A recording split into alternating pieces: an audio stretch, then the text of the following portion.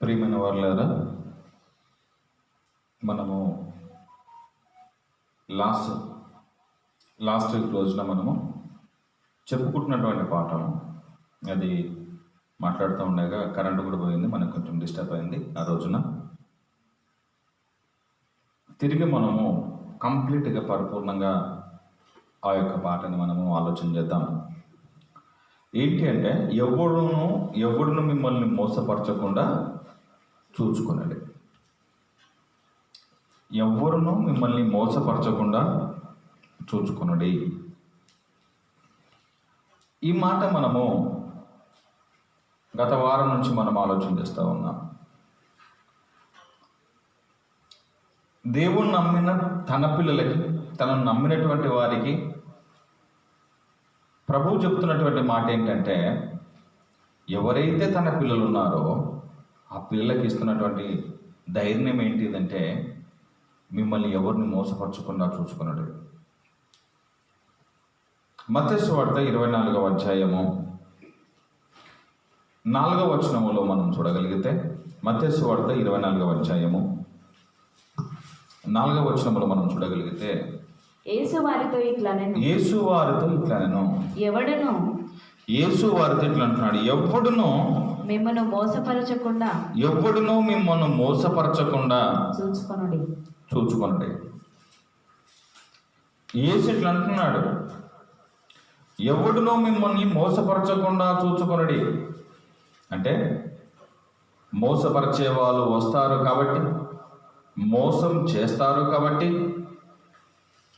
మీరు మోసపోకండి అన్నాడు. ఇవన్నీ మీరు మనసులో పెట్టుకోవాల్సినటువంటి విషయాలు, హృదయంలో భద్రం చేసుకోవాల్సినటువంటి విషయాలు.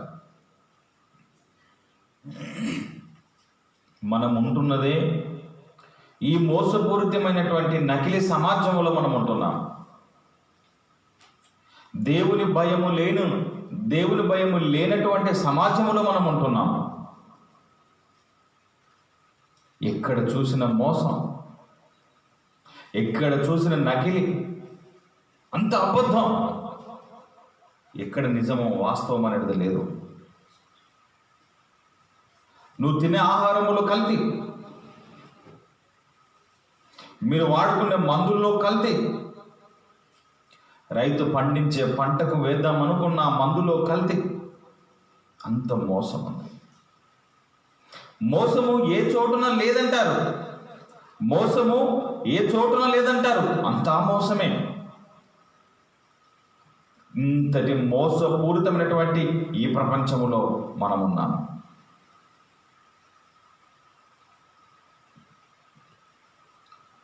ఎవరో కూడా ఫోన్ చేస్తారు, సార్ మీ ఏటీఎం బ్లాక్ అయిపోతుంది, మీ నంబర్ చెప్పండి, మేము దాన్ని రెన్యువల్ చేస్తాము అంటాడు ఒకడు. పాపం, ఈ తెలియని సమాజం ఏంటి? సార్ మీకు లాటరీ తగిలింది, ఓకే అండి, మీరు ఆ డబ్బులు తీసుకోవాలనుకుంటే మీ అకౌంట్ నంబర్ చెప్పండి, మేము అందులో వేసేస్తాము. ఈ మాటలకు నువ్వు కానీ నమ్మి, అది నిజమే కదా, డబ్బులు వస్తున్నాయి అని నమ్మితే ఈ సమాజం మోసం చేస్తుంది. నువ్వు మోసపోతావు.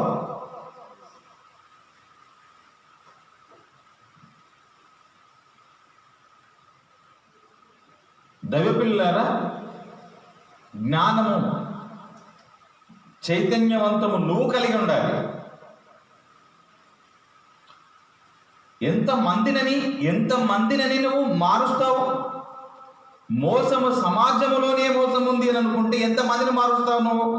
అంతమందిని నువ్వు మార్చడం నీ తరం కాదు. కాబట్టి నువ్వే జ్ఞానంగా ఉండాలి.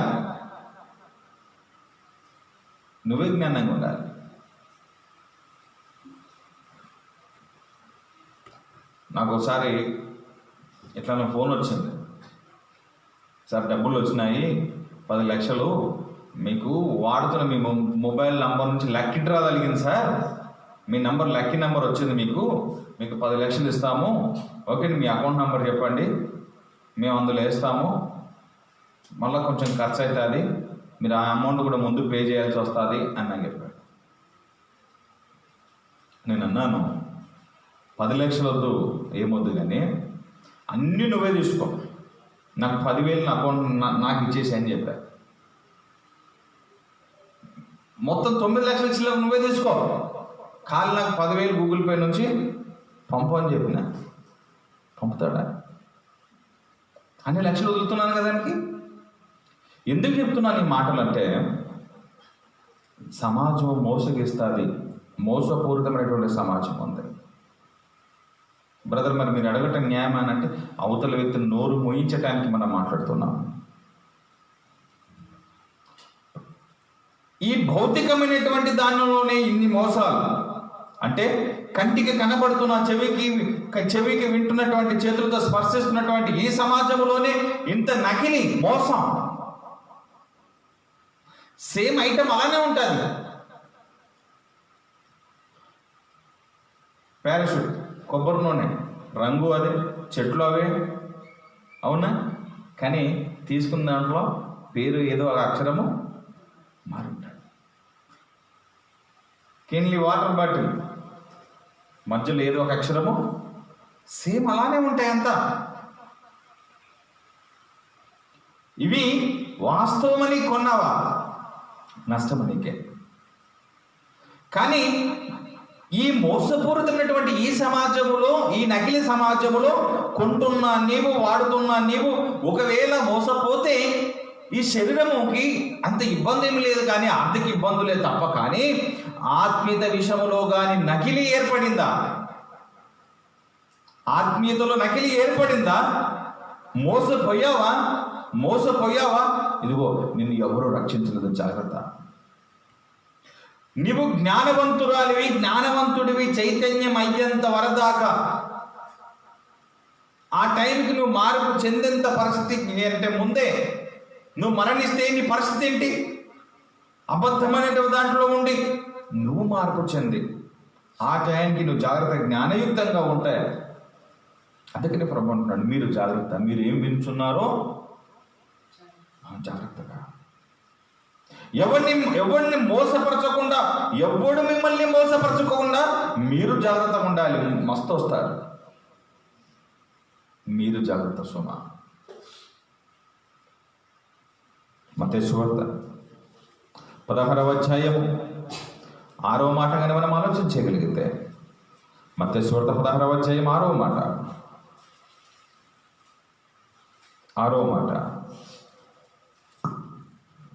అప్పుడు యేసు అంటున్నాడు, చూచుకోండి. పరిసయ్యులు సద్దుకయ్యులు అనువారు పులిసిన పిండిని గూర్చి జాగ్రత్త పడండి అని వారితో చెప్పండి. వారి బోధ వాక్యానుసారమైనటువంటి బోధలు కావు. వారు అసత్యమైనటువంటి బోధలు చేస్తున్నారు. వారు సరికాని బోధల్లో ఉన్నారు. మీరు జాగ్రత్త. వారు పులిసిన పిండి లాంటి వారు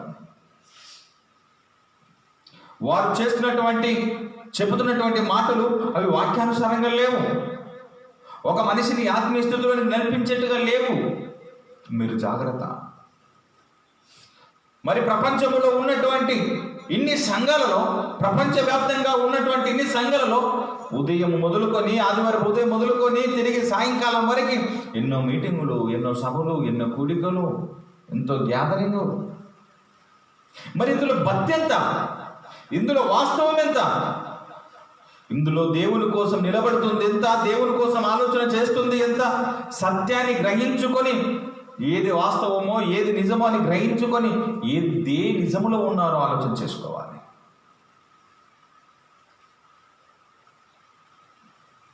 దేవుని పిల్లలారా, ఆలోచన చేసుకోకపోతే నష్టం ఎవరికి? నీకే. మోసపోయే వాళ్ళు ఉన్నంతకాలం మోసగించే వాళ్ళు ఉంటారు. మోసపోయేంత అది నువ్వు చైతన్యవంతుడు అయితే, నీకు ఎవరైనా ఒక 500 నోటు ఇచ్చారు అని అంటే నువ్వు ఎట్లా చూస్తారు? మీరు అలానే వదులుకుంటారా? తడిమి చూస్తాం కదా. ఇది ఎంతవరకు ఇది ఎంతవరకు ఇది నిజమైనది కాదు అని స్పర్శిస్తావు కదా, పరీక్షిస్తావు కదా. బోధ విషయంలో కూడా అలానే ఉండాలి. ఒకవేళ నకిలీ నోటు తీసుకుంటే ఆర్థికమైనటువంటి ఇబ్బందులే తప్ప, బోధ విషయంలో కానీ నకిలీ తీసుకుంటే ఏం జరుగుతుందో తెలుసా? నరకానికి జారిపోయి పెను ప్రమాదం ఉంది. ఈ తాత్కాలికమైనటువంటి ఈ లోకములో, ఈ కొద్ది కాలం ఉండేటటువంటి ఈ లోకములో ఇంత నకిలీ బోధలు ఉంటుంటే పరీక్ష చేసుకోవాల్సింది నీవు, చూసుకోవాల్సింది నీవు. నేను అంటాను, ముక్కు చూడండి ఎంత బాగుంది అంటాను నేను, మీరు ఒప్పుకుంటారా? ముక్కు చూడండి ఎంత బాగుంది అంటాను, మీరు ఒప్పుకుంటారా? చెవి చూడండి ఎంత బాగుంది అంటాను, మీరు ఒప్పుకుంటారా? ఎందుకు ఒప్పుకోరు? నీకెలా తెలుసు?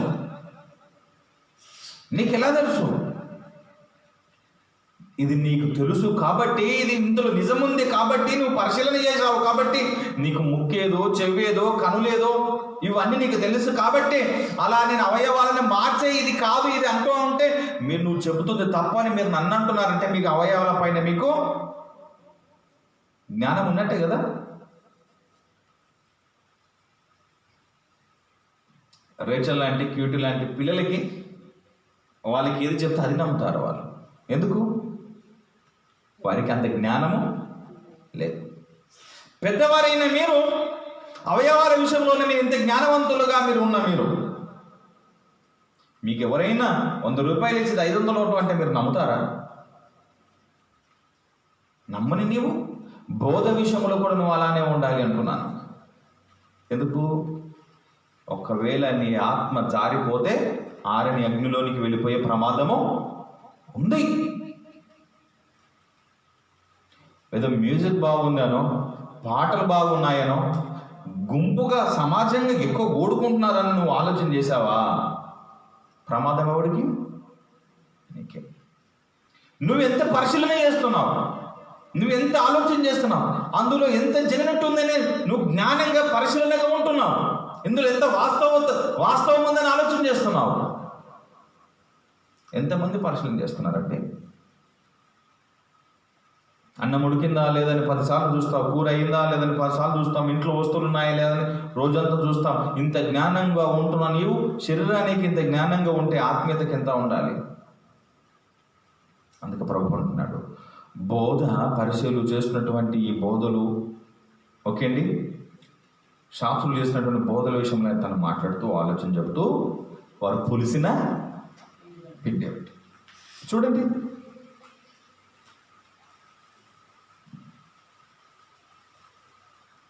లూకా సువార్త 20 అధ్యాయము 45-46 చూడండి. లూకా సువార్త 20 అధ్యాయము 45-46. ప్రజలందరూ వెచ్చుండగా ఆయన ఇట్లా అన్నాడు, శాస్త్రులను గూర్చి జాగ్రత్త పడండి. వారు నిలువుటంగీలు ధరించుకొని తిరుగగోరుచు సంత వీధులలో వందనాలని సమాజ మందిరాలలో అగ్రపీఠములను విందులలో అగ్రస్థానాలను కోరుతారు. వీరంతా వారి గురించి మాట్లాడుతున్నాడు. వారి స్వభావం అలాంటిది.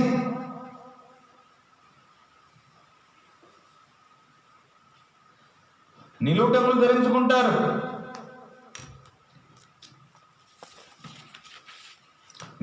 ధరించుకుంటారు, లేనిపోని బోధలు చేస్తారు. నువ్వు జాగ్రత్త. సంగమా, నువ్వు ఆలోచన చేయాలి.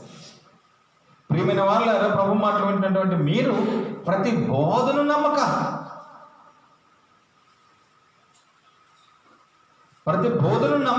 నువ్వు పరిశీలన చేయాలి. చూడండి, మత్తయి సువార్త 16-12.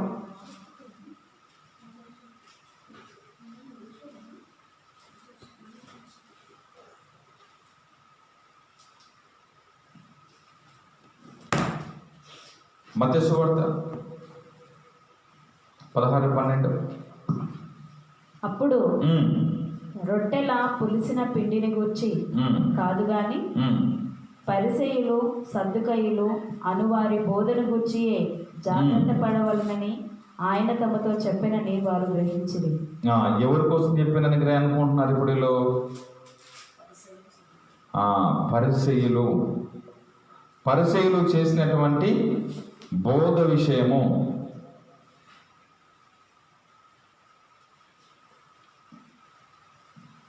పరిసయ్యులు చేసినటువంటి బోధ విషయము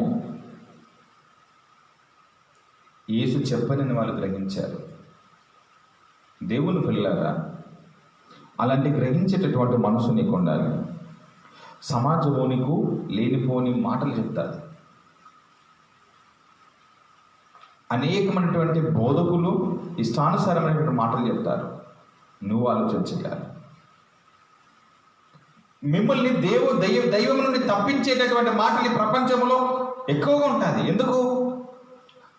దేవుడు అంటే అపవాదికి ఇష్టం లేదు. నువ్వు పరలోకం చేరుకోవటం అపవాదికి ఇష్టం లేదు. కాబట్టి నిన్ను తప్పించడానికి, నిన్ను నరకాన్ని తీసుకొని పోవటానికి అపవాది ఎన్నో ప్లాన్లు వేస్తాడు. అందులో నువ్వు పడకూడదు. ఎఫెసీయులకు రాసినటువంటి పత్రిక 5వ అధ్యాయము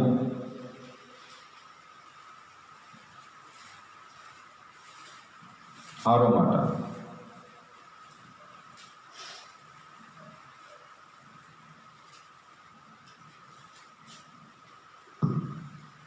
వ్యర్థమైన మాటల వలన ఎవడునో మిమ్మును మోసపరచనీయకుడి. వ్యర్థమైనటువంటి మాటల వలన ఎవడునో మిమ్మును మోసపరచనీయకుడి. ఎవడు మిమ్మల్ని మోసపరచనీయకుండా చూసుకున్నాడు. వ్యర్థమైనటువంటి మాటల వలన ఎవడు మోసపరచనీయకుండా చూసుకున్నది. మోసం ఎలా జరుగుతుంది? వ్యర్థమైనటువంటి మాటలు అంటున్నాడు. వ్యర్థమైనటువంటి మాటలు వింటున్నారు కదండి. నిన్ను దారి తప్పించటానికి, నిన్ను ప్రభు నుంచి దారి తప్పించటానికి వ్యర్థమైన మాటలు చెప్తారు. లేనిపోని మాటలు చెప్తారు. దేవుడి నుండి దూరం చేస్తారు. వాళ్ళ పని అది.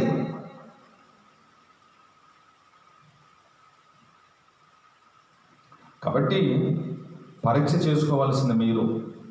వ్యర్థమైనటువంటి మాటలకు దూరంగా ఉండవలసింది కూడా మీరే. ఏంటిది వ్యర్థమైన మాటలు? దేవుని మాటలు కాకుండా, వాక్యానుసారమైనటువంటి మాటలు కాకుండా, ఏవైతే వాక్యానుసారంగా మాటలు కాకుండా ఉంటాయో అవన్నీ కూడా వ్యర్థమైనటువంటి మాటలు. అందులో ఎంత దేవునికి సంబంధించినటువంటి విషయాలు ఉన్నాయి ఆలోచన చేయాలి. చూడండి దేవుని పిల్లలారా, సమయానంతా కూడా ఈ వ్యర్థమైనటువంటి దానికే కేటాయిస్తుంది. సమయానంతా కూడా పాడు చేస్తుంది ఈ ప్రపంచం. ఎంత సమయం వృధా చేసుకుంటుంది అంటే,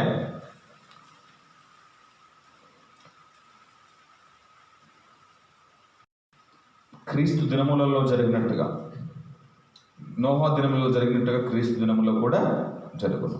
ఎంత సమయం వృధా అంటే, జాగ్రత్తగా నేను మరీ చెప్తున్నాను, సమయం ఎలా పాడు చేస్తున్నారు అనేదానికి. ఈ పాయింట్ మనసులో పెట్టుకోండి. సమయం వృధా కావటం కోసం తినుచు, త్రాగుచు, పెళ్ళాడుచు, పెళ్ళికిచ్చుకొనుచు, అమ్ముచు, కొనుచు, నారు నాటుచు. ఇవి ఎంత చక్కగా చెప్పబడింది బైబిల్లో అంటే, ఇవంతా దేవుని మరిపించట్టుగా, ఇవే ముఖ్యంగా పనిచేస్తున్నాయి.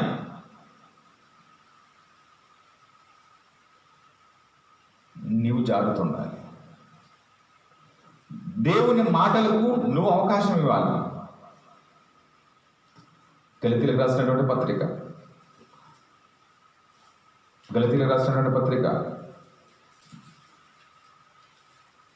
6వ అధ్యాయం 4వ వచనములో,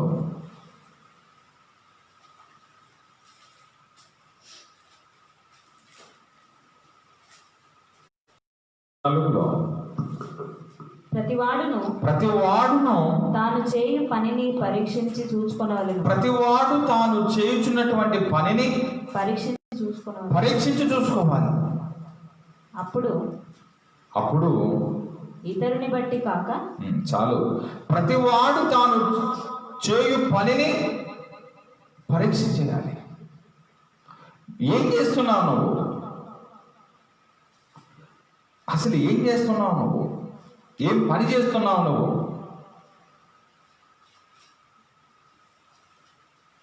నువ్వు పరీక్ష చేయాలి.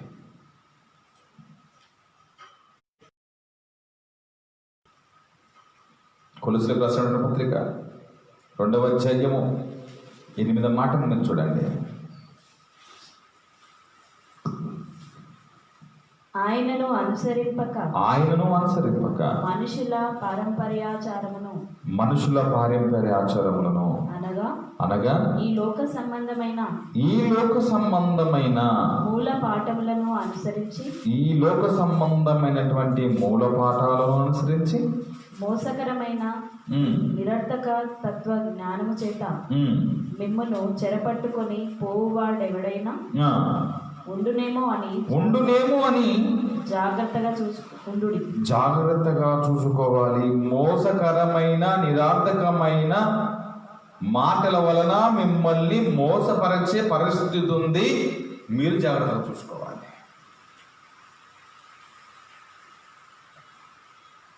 చెప్పేవాడు జాగ్రత్త అంటున్నాడా?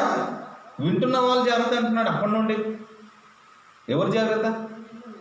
మీరు జాగ్రత్త.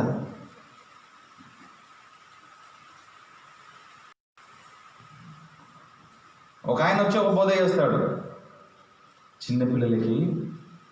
చిన్నపిల్లల్లో కూడా పాపం ఉంటుంది, పుట్టుకతోటే పాపులు అంటాడు ఒక ఆయన. ఎవరు తెలుసు కదండి. చిన్నపిల్లలకు కూడా పాపం ఉందంటాడు ఒక ఆయన. ఎవరండి? చిన్నపిల్లకి పాపమా?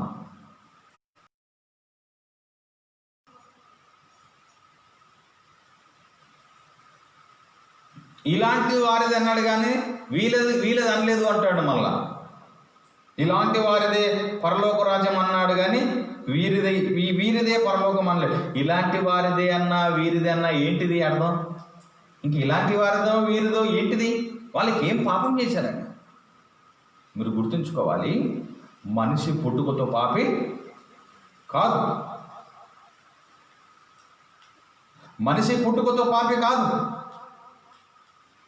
ఎందుకో తెలుసా? ఒకవేళ మనిషి పుట్టుకతో పాపి అయితే పుట్టిస్తున్న వాడితే తప్పైతుంది. పుట్టిస్తున్న ఎవరు? భూమి మీద మనుషులని రప్పిస్తున్న ఎవరు? దేవుడు. మరి దేవుడు మనుషులను పాపంతో ఎందుకు పుట్టిస్తున్నాడు? తప్పెవరిది? దేవుడు ఎప్పుడు తప్పు చేయడు. దేవుడు మనుషుల్ని పవిత్రంగా పరిశుద్ధంగా తల్లి గర్భంలో నుండి వారిని పంపుతున్నాడు. వాళ్ళకి ఏం తెలుసు అండి? వారికి ఏం తెలుసు? వీళ్ళకి ఏం తెలుసు? పాపం అంటే ఏం తెలుసు వీళ్ళకి? మనం అందరూ ఒకప్పుడు ఆ స్టేజ్ నుండి వచ్చిన వారమే.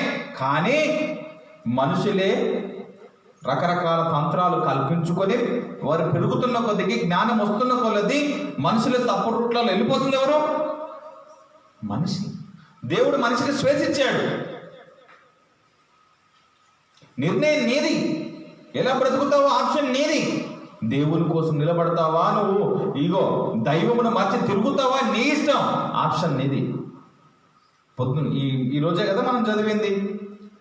దేవుడు తలరాత రాస్తాడా అన్న దాంట్లో చెప్పాను.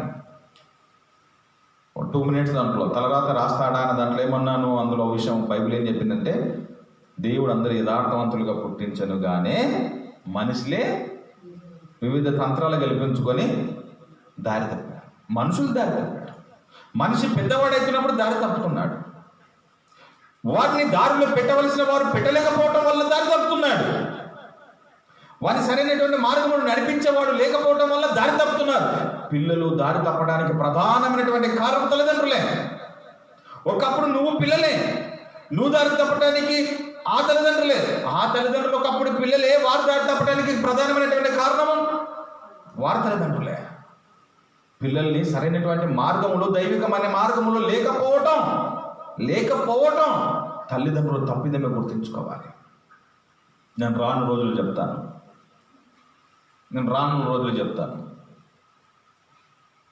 దారి తప్పిన భర్తని సరిలేని పిల్లల్ని సరైన పద్ధతిలో నడిపించేది కేవలము నిజంగా దేవుడు అవకాశం ఇచ్చిన స్త్రీకి మాత్రమే. స్త్రీ తన పాత్రను గుర్తించాలి. దేవుని నుండి భర్త దారి తప్పుతున్నాడా, దారిలోకి తేవాలి. పిల్లలు దేవుని నుండి దారి తప్పుతున్నారా, దారిలోకి తెచ్చుకోవాలి. మరి పురుషుడి పాత్ర ఉండదానంటే, పురుషుడు ఇదిగో నీ కుటుంబ సభ్యులు దారి తప్పుతున్నారా, నువ్వు తీసుకొని రావాలి. అంటే ఒకరికొకరు పరలోకం మిస్ కాకుండా చూసుకోవాల్సినటువంటి బాధ్యత. నేను చెప్తుంటాను కదా, ఒకసారి చెప్పాను నేను, ఒక ఫ్యామిలీ ఫోటోలో మనం కానీ దిగుతున్న క్రమంలో ఒకరు దూరం ఉన్నా పిలిచి దారి దిగుదాం కుటుంబం ఫోటో, ఒక ఫ్యామిలీ ఫోటో అంటుంటాం. ఎవరు మిస్గా అలా నీవు నరకానికి జారిపోకుండా పరలోకానికి నువ్వు వెళుతున్నటువంటి క్రమంలో నీ కుటుంబాన్ని కాపాడుకోవాల్సిన బాధ్యత మీదే. ఇలా కూర్చొని మనం మాట్లాడుతున్నామండి, ఈ అవకాశం ఎవరికి ఉంది?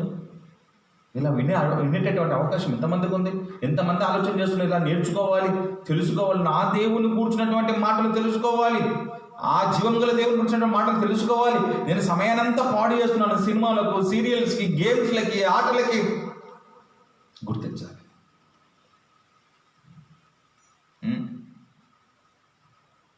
పిల్లలు జాగ్రత్త గుర్తుపెట్టుకోండి, పిల్లలు తల్లిదండ్రులు ఏం చేస్తున్నారో అవే చేస్తారు. నువ్వు లిఫ్ట్కి పెట్టుకున్నావు అనుకో, వాళ్ళు చూస్తారు, అదే పెడతారు. నువ్వు వేసుకున్నటువంటి డ్రెస్ ఎలా అయితే వేసుకుంటున్నావో, కొంగు అలా కప్పుకున్నావు అనుకో, వాళ్ళు నువ్వు పొద్దున్న లేచి పని చేస్తున్నావు అనుకో, పిల్లలు కూడా వెనకాల నుంచి నువ్వు అంతా చీపురు పట్టుకొని అంతా ఊడుస్తావు అంటే ఆ పిల్లలు కూడా వచ్చేస్తారు. నువ్వు మీరు అంట్లు తోముతున్నారా, ఇదిగో పిల్లలు ఏదో పాత్ర పట్టుకొని వచ్చేస్తారు. వీళ్ళంతా పిల్లలు పరిశీలన చేస్తారు. జాగ్రత్త. తల్లిదండ్రుల్ని అనుకరిస్తారు. తండ్రి ఏం మాట్లాడాడు, తల్లి ఏం మాట్లాడింది, వాళ్ళకి ఆ మైండ్లో ఉండిపోతాయి. అవి అలా చేస్తారు పిల్లలు. మరలా తల్లి దైవికమైనటువంటి మార్గంలో, తండ్రి దైవికమైనటువంటి మార్గంలో వీరిరువురు ఉంటే పిల్లలు కూడా ఉంటారు కదా. నువ్వు సీరియల్ పెట్టారు, నువ్వు బైబిల్ చదువుకుంటే అట్లా చదువుతాడా? ఆడుకుంటే చదువుతాడా? మనమే కరెక్ట్గా లేనప్పుడు పిల్లలను కూడా మనం దారిలోనికి తేలేము. ఈ రోజున పిల్లలు చాలా మంది చూడండి, ఎంతమంది గేమ్స్ ఆడుతున్నారు అంటే భయంకరమైన పరిస్థితి. నేను ఇందాక పిల్లలతో మాట్లాడుతున్నాను, ఒక చిన్న మెసేజ్ చేద్దాం దానిపైన. సమాజం ఎంతగా అడిక్ట్ అయిపోయింది అని అంటే గేమ్స్, పబ్జి గేమ్స్ కానీ ఇతర ఏ గేమ్స్ ఉన్న వాటికి అడిక్ట్ అయిపోయింది ప్రపంచం. పెద్దవాళ్ళే. అంతెందుకండి, వైఫై, నేను ఇక మన చర్చ నుంచి వైఫై ఉన్నటువంటి సమయంలో పిల్లలందరూ కూడా 12-12:30 దాకా 1 గంట దాకా అందరూ మేలుకుండేవాళ్ళు, ఏదో గ్రామాన్ని ఉద్ధరిస్తున్నట్టు. నాకు తర్వాత తెలిసింది, అన్న మీ వైఫై వలన ఇదంతా కూడా చెడిపోతున్నారు. అమ్మా, స్టాప్ చేయటం బంద్ చేశానంతా. తండ్రి ఆడతాడు, పిల్లలు ఆడతారు, తల్లులు ఆడతారు, పిల్లలు ఆడతారు, అందరూ ఆడితే ఎవరికి చెప్పాలి? ఎవరికి చెప్పాలి? పిల్లలు చిడ కూర్చుంటారు, తల్లి ఏమో సీరియల్ చూస్తారు. కొడుకు ఇక్కడ పోయినాడు అని చూసుకోవాల్సిన, పిల్లలు ఎక్కడ పోయినా చూసుకోవాల్సిన బాధ్యత ఎవరిది? వాళ్ళు సీరియల్ సినిమాలకు పెట్టాయి. శనివారం రోజు సీరియల్ సినిమాలకు, సాటర్డే ఆదివారం సినిమాలకు పెట్టాయి. ఓకే, మిగతా టైం సీరియల్స్ పెట్టాయి. పిల్లలు గేమ్ ఫోన్లు పట్టుకొని ఏం చేస్తున్నారు? ఇందాక ఒకటి చూపించాను నేను. అతని కాలుకి సుమారుగా నా వయసు ఉంది, ఓకేండి, అతని కాలుకు గొలుసు కట్టేసి ఒక స్తంభాన్ని కట్టేశారు. అతన్ని అట్లా ఆడుతున్నాడు. వచ్చేసాడు, పోలీసులు వచ్చారు, పోలీసులు చంపేశాను, పోలీసుడు వచ్చాడు, నన్ను చంపేస్తున్నాడు, నేను ఇంకెవరు చంపాలి, ఇలా మాట్లాడుతూనే ఉన్నాడు. మీరు ఆ మధ్య చూసి ఉంటారు, అక్కడ ఏంటిది, ఒక గన్ను మెడకేసుకొని ఇలా పోతున్నాడు. ఒకడు ఒక ఆయన అడుగుతున్నాడు, కిదర్ చేయాలి అంటే, నేను శత్రువులను కాల్చడానికి పోతున్నాను. అంతగా పిచ్చి ప్రపంచం. ఎవరు తయారు చేశారు అలా? బైబిల్ ఫోన్ ఇవ్వటం కంటే ముందు నీ పిల్లలకు బైబిల్ ఇస్తున్నావా నీవు? బైబిల్ విషయాలు ఆలోచన చేయమంటున్నావా నీవు? నీ భార్యని వాక్యం చదవమంటున్నావా, నీ భర్తను వాక్యం చదవమంటున్నావా, నీ కుటుంబాన్ని వాక్యం చదవమంటున్నారు. ఒక్కరోజు ఏడైనా కూర్చొని మనం బైబిల్ చదువుకుందాం, కుటుంబంగా ప్రార్థన చేసుకుందాం అని అంటుందా సమాజం?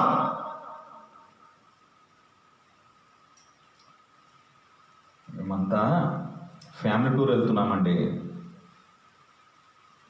మేమంతా ఫ్యామిలీ టూర్ వెళ్తున్నాం. మేమంతా ఫ్యామిలీ అంతా కలిసి వచ్చిన కొత్త సినిమాకి వెళ్తున్నాం. కుటుంబం అంతా ఎంత దర్జాగా చెప్పుకుంటారు సిగ్గు తప్పిన సమాజం. అందరం కలిసి పోతున్నాం కుటుంబ సమేతంగా. దేవుళ్ళు అలా ఉంటున్నావా? పెరుగుతున్నారా? అసలు అవకాశం ఇవ్వకూడదు. దేవుళ్ళు అలా పెంచండి, అలా పెరగండి. ఎందుకో తెలుసా? పోతున్న వారే మనకు పాఠము. ఎవరి జీవితము ఏడ ముగుస్తుందో తెలియదు. నేను అంటాను, ఇంత తెలుసా? దేవుడు మనకి ఏమి ఇచ్చి ఇవ్వకపోయినా ఓకేండి, గాలిస్తున్నాడు, నీరు, నింగి, నేల, బ్రతకటానికి ప్రాణం ఉంది. అసలు తినటానికి ఏమి ఉన్నా లేకున్నా నువ్వు మరణించే సమయానికి భక్తిలో నువ్వు మరణించాలి. ఎందుకు? అలా భక్తిలో ఉండి మరణిస్తేనే నీ ఆత్మ పరలోకానికి వెళ్తుంది. జాగ్రత్తగా ఉండాలి. ఎవరు ఆలోచన చేసుకుంటున్నారండి? వ్యక్తిగతంగా ఎవరికి, స్వీయ నియంత్రణ ఎవరికి ఉంది? స్వీయ పరిశీలన ఎవరికి ఉంది? ఆయన అంటున్నాడు, మనం ఇందాక ఎవరు మిమ్మల్ని మోసపరచకుండా చూసుకోవాల్సిన బాధ్యత మీదే. మోసపోతే నరకం జారిపోయేది నీవే.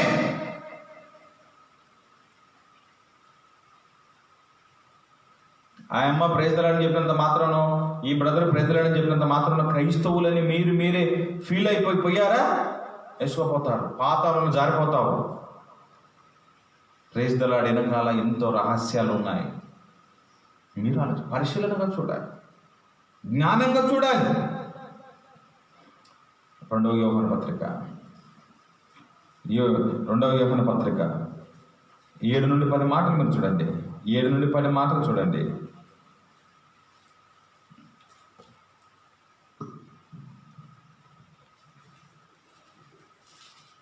యేసుక్రీస్తు శరీరధారి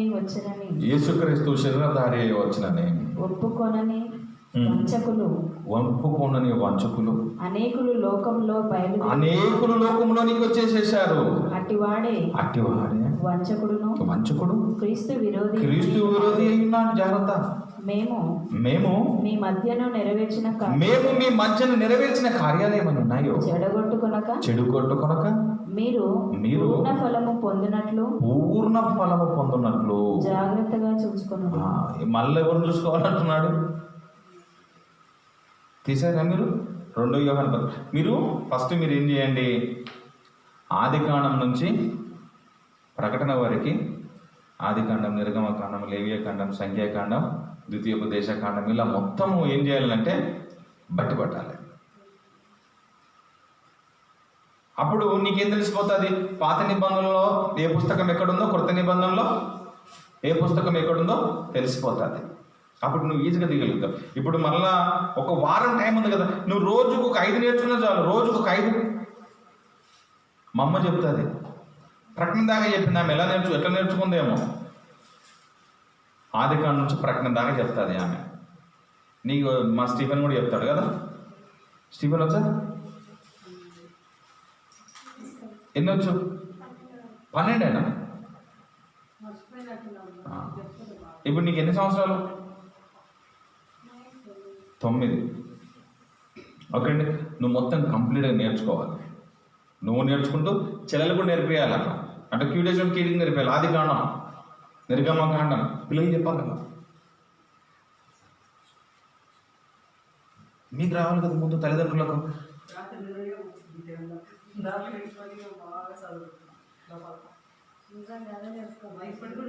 మీకు డిస్టర్బ్ ఉండదు. ఇక ఎవరో మీద ఆధారపడద్దు. ఇక ఆమెను ఉల్టా తీసి పెడుతుంది. నీకు తెలుసా? నువ్వు ఎవరి మీద ఆధారపడతావు అప్పుడు ఆమెనే పరీక్ష తప్పరాస్తుంది. రైట్ అనుకో, నువ్వు అదే పేజీ తెచ్చి నువ్వు అది చదువుతుంటే నీకు అక్కడ దొరకదు.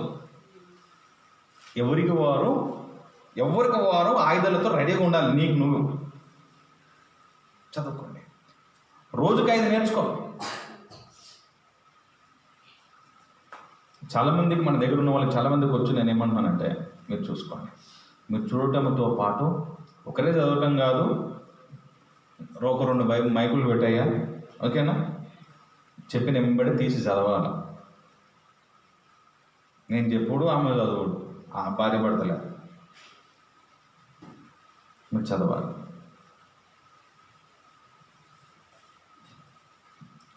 అయినా మీరు చూసుకోండి, ఏంటిది, క్రీస్తు విరోధులు, క్రీస్తు వ్యతిరేకులు బయలుదేరి వచ్చేసేసారు సమాజంలోనికి. వస్తారా, వచ్చేసారా? వచ్చేసారు. మరి ఏడున్నో తెలియదు, ఏ సందులో ఉన్నారో, ఏడు నిలబడ్డారు, నిన్ను వేసుకుపోతారు అనగా నిన్ను నరకానికి తీసుకొని వెళ్ళిపోతారు. Be careful. ఒక ఆయన వచ్చినాడు ఆ మధ్య, ఏందో తెలుసా, అసలు ఆరాధన ఎప్పుడు చేయాలో తెలుసా అండి అని వచ్చాడు. ఆరాధన ఎప్పుడు చేయాలి అని వచ్చాడంటే, ఎప్పుడు చేయాలి బ్రదర్ అంటే, శనివారం చేయాలి.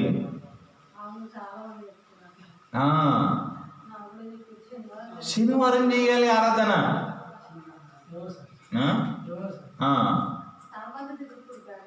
అసలు ఆ పదం మీద సాక్షి అంటే ఏంటిది? సాక్షి అంటే నన్ను ఇప్పుడు ఎవరైనా కొట్టారనుకో, ఎవరు మీరు చూశారనుకో, అప్పుడు మీరేమవుతారు? సాక్షి. యెహోవాని ఎవరు చూశారు? నేను చూశాను, నువ్వు చూసారా? మరి మనమేంటే సాక్షులం అవుతాం? ఆ పదమే తప్పు. ఆ టైటిల్ బట్టి గుర్తించాలి, అమ్మ వీళ్ళ రాంగ్ బోధకులు. ఇక్కడ ఏమంటుండే, శనివారం ఆరాధన చేయాలని ఎవరు, ఆదివారమే ఆరాధన చేయాలని ఎవరు? కొట్టుమిట్టాడుతున్నటువంటి ఈ ప్రపంచంలో ఎప్పుడు ఆరాధన చేయాలి, ఎప్పుడు ఆరాధన చేయాలి? నేను మొన్న చెప్పాను కదా, మతికుందా మీకు? విశ్రాంతి దినము అనేటటువంటి దాంట్లో చెప్పాను నేను. సింపుల్గా లాస్ట్ చివరిలో ఆయన ఏమంటాడంటే, సమయం పోనీక సమయాన్ని సద్వినియోగం చేసుకోండి, ఆయన రాకడ సమీపం ఉన్నది కాబట్టి సమయమందును అసమయమంది పనిలో ఉండాలన్నాడు. ఇంకా శనివారం ఆదివారం కాదు, ప్రతిరోజు నువ్వు పనిలో ఉండు. దేవుని పని ఎందుకు? ఆయన రాకడ సమీపం ఉన్నది కాబట్టి నువ్వు త్వరగా స్పీడ్గా పని చేయమన్నాడు. ఇంకా ఆదివారం శనివారాల కాడ ఉన్నారంటే కూర్చున్నారు, ఆదివారం కూర్చుంటున్నారు, ప్రభు శరీరాన్ని రక్తం తీసుకుంటున్నారు, తప్పేం లేదు. శనివారం కూడా కూర్చుంటున్నారు, మాటలు వింటున్నారు, తప్పేం లేదు. శుక్రవారం కూర్చుంటున్నారు, మాట్లాడుతున్నారు, తప్పేం లేదు. వింటున్నటువంటి ఈ మాటలు తీసుకుని ప్రపంచానికి ఇవ్వాలి. ఎప్పుడు కూర్చుంటే ఏంటి? అందుకని ఇలా సమాజం ఏం చేస్తుందంటే, లేనిపోని మాటలు తీసుకుని వచ్చి ప్రసంగం చేసేస్తుంది. ఆదివారం ఒకటి, శనివారం. మరికొందరు ఏంటో తెలుసా అండి, సంఘములో స్త్రీలు మౌనంగా ఉండాలి. సంఘములో స్త్రీలు మాట్లాడదు, మౌనంగా ఉండాలి. అందుకనే వాళ్ళు పెట్టుకున్న ప్రేయర్ ఏందో తెలుసా?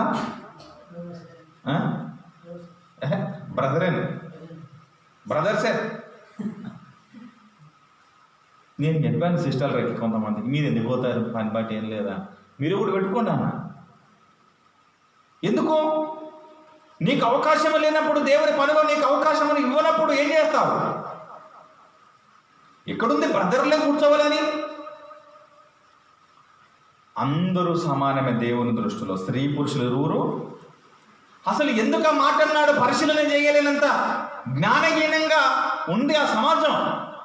అందుకని నువ్వు ఏ బోధ వింటున్నావో జాగ్రత్త. ఎవడంటాడు మనిషి మరణించిన తర్వాత, తీసుకుని పోయిన తర్వాత సమాధులు పెట్టేటప్పుడు మిగతాలందరూ ఏమేయాలో తెలుసా? పువ్వులేయాలి. ఈ నిలుటంగు కాపురులు మాత్రము మట్టేయాలి. ఎక్కడ రా బోధ ఇది? ఎవరు చెప్పాడు రా బోధ ఇది? మీరేం నిల్చున్నారో జాగ్రత్త. వేసేసే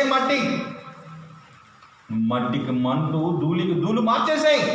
నువ్వు వేసేసేయాలి, మిగతా కార్యం దేవుడు చూసుకుంటాడు. వీళ్ళు పెట్టుకున్నటువంటి విషయాలన్నీ మీరేం వింటున్నారో జాగ్రత్త. ఒకడు 3 దినాలు అంటాడు, ఒకడు 11 రోజులు అంటాడు, ఒకడు 40 రోజులు అంటాడు. మీరేం వింటున్నారో జాగ్రత్త. ప్రతిదానికి ఎడంటి కాకండి. ఇంత మోసపడుతున్నటువంటి సమాజంలో నీవు ఉంటున్నావు, జాగ్రత్త.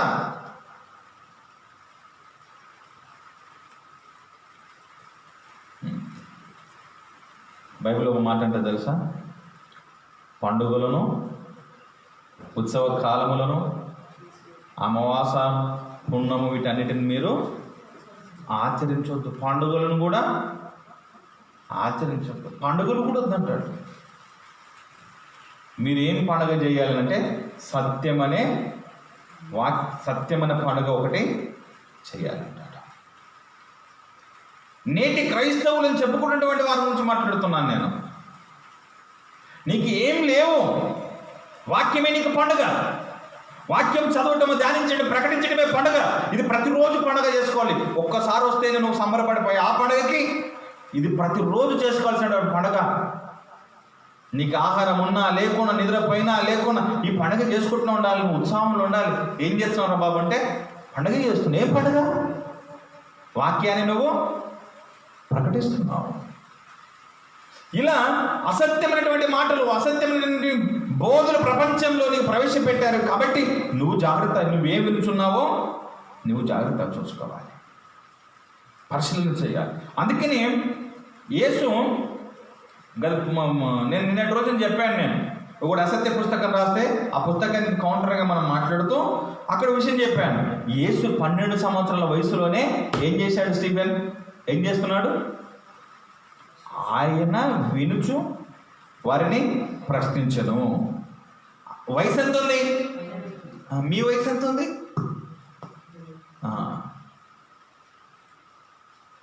12గా పరిచయం చేసిండే ఆయన అంటున్నా. మిగతా వాళ్ళు 12కే మిగతా గ్రంథాలలో ధూమ్ధామ్ ఉంది, కానీ యేసు అలా ఆ క్యారెక్టర్లో లేడు. అవునా? ఎందరో చెప్తుంటారు మీ కొడుకు ఇట్లా చేశాడు, మీ కొడుకు ఇట్లా చేశాడని. మిగతా పుస్తకాలలో, మిగతా గ్రంథాలలో ఎన్నో విషయాలు ఉంటాయి, కానీ యేసులో మాత్రం నాలో పాపం ఉందని ఎవడు. వీళ్ళకి ఇవే ఇష్టం. మళ్ళా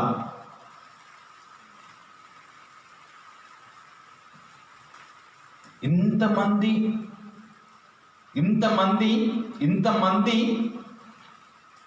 నీ తప్పుడుతో లేక వాళ్ళతో ఇంత ఆనందంగా గడిపాడండి అని అంటే, తల్లిదండ్రులు చిన్నప్పుడు ఆ పిల్లల విషయంలో ఆనందపడ, అదే భర్త చేసేవారికల్లా పిల్లల విషయానికి వచ్చేవరకేమో ఆనందపడతారు, అదే భర్త విషయానికి వచ్చేవారికి అట్లాంటి గ్రంథాలలో అలా ఉన్నాయి, కానీ క్రీస్తు విషయంలో మాత్రము లేవు. ఆయన 12కి ప్రశ్నిస్తున్నాడు, జ్ఞానంగా ఉన్నాడు, ఆలోచన చేస్తాడు. నువ్వు కూడా అలా జ్ఞానంగా ఉండాలి, మీరు క్రీస్తులా ఉండాలి, క్రీస్తులో నడుచుకోవాలి. ఆయన మనకు మాదిరి. మనం ఎవరిని దూషించాలనో ఎవరిని నిందించాలనో కాదు, నీ ఆత్మ జారిపోకుండా నువ్వు ఆత్మీయతలు నువ్వెంతున్నావు నువ్వు చూసుకోవాలి. చూడండి మత్తయి సువార్త 7వ అధ్యాయం 15 నుంచి మనం చూడగలిగితే,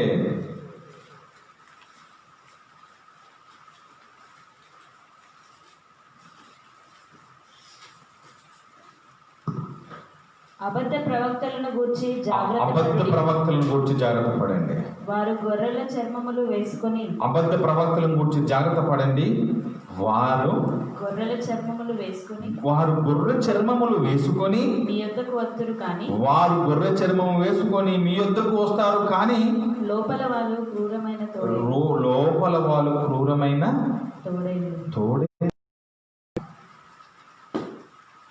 వాళ్ళు క్రూరమైన తోడేళ్ళు. ఏ చర్మం వేసుకొని వస్తాడు? బైబిల్లో మనల్ని ఆయన కాపరి గొర్రెలతో పోల్చినటువంటి ఈ క్రమములో నిన్ను మోసం చేయాలనుకుంటున్నటువంటి వాడు కూడా గొర్రె చర్మం వేసుకొని వచ్చి మిమ్మల్ని మోసం చేస్తాడు. Be careful.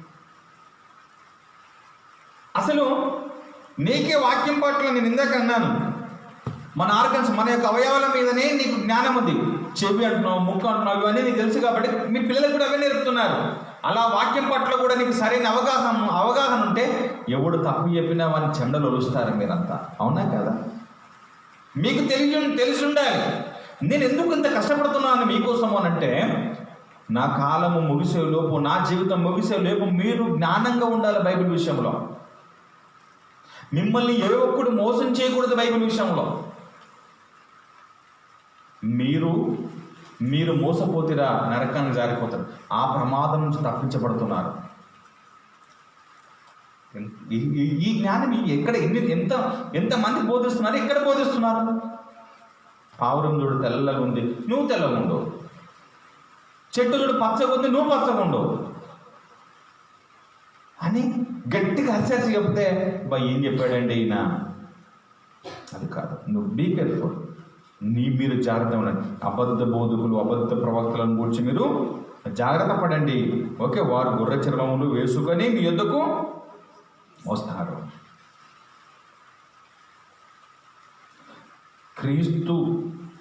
క్రీస్తు పేరున, అది కూడా క్రీస్తు పేరున అబద్ధ ప్రవక్తులు, అబద్ధ క్రీస్తులు వచ్చి ఇదిగో మేము కూడా క్రైస్తవులమని చెప్పి మోసం చేస్తారు. కాబట్టి ఎవరైతే క్రైస్తవులమని చెప్పి బోధ చేస్తారో, ఎవరమైతే క్రైస్తవులమని బోధ చేస్తారో, వాక్యం ప్రకటిస్తారో, మీరు ఏది గుడ్డిగా వినకూడదు. మీరు దాన్ని, ఆ మాటని ఏం చేయాలి? పరిశీలన చేయాలి. మీకు అనుమానంగా ఉంటే ఆ అనుమానాన్ని ఇదిగో పట్టుకొని రండి, మనం నివృత్తి చేసుకోవాలి, పరిశీలన చేయాలి. నువ్వు అంత జ్ఞానం ఉండాలి వాక్యం పట్ల.